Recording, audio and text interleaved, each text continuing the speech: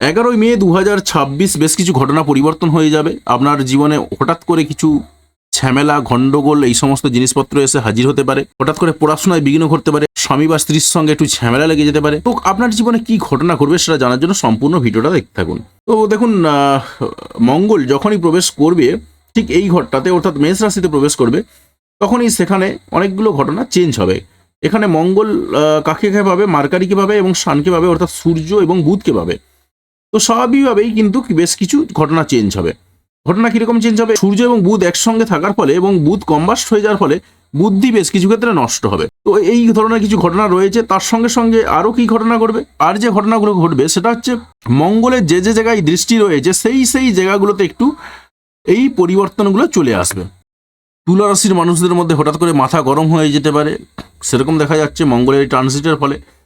এর বাইরে কি ঘটবে? হঠাৎ করে অর্থনৈতিক উন্নতি ঘটতে পারে। অর্থনৈতিক উন্নতি ঘটার তুলা রাশির প্রবল যোগ রয়েছে। পরিবারের সঙ্গে সম্পর্কের জায়গাতে একটু গন্ডগোল লাগতে পারে, একটু বাধা বিপত্তি আসতে পারে। স্বামী স্ত্রীর মধ্যে একটু ঝামেলা লাগতে পারে, ছোটোখাটো বিষয় নিয়ে একটু ঝামেলা লাগতে পারে, একটু ইগো ক্লাস লাগতে পারে। পার্টনারশিপ বিজনেসে যারা রয়েছেন তাদের পার্টনারের সঙ্গে একটু ঝুটঝামেলা লাগতে পারে, ছোটোখাটো বিষয় নিয়ে ঝুটঝামেলা, ইগো ক্লাস লাগতে পারে।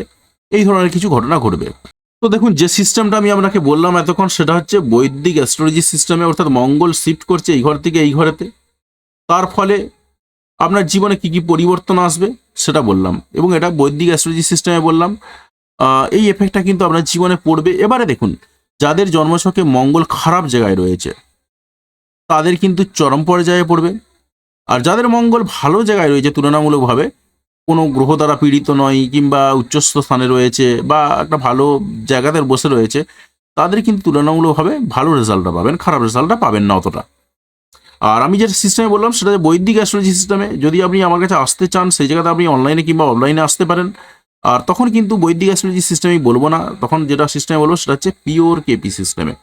কৃষ্ণমূর্তিজির যে পদ্ধতি রয়েছে কেপি সিস্টেম, সেই কেপি সিস্টেমটা কিন্তু অনেক বেশি উন্নত পদ্ধতি, যেখান থেকে ইন্ডিভিজুয়াল প্রেডিকশনগুলো অত্যন্ত ভালোভাবে করা যায়।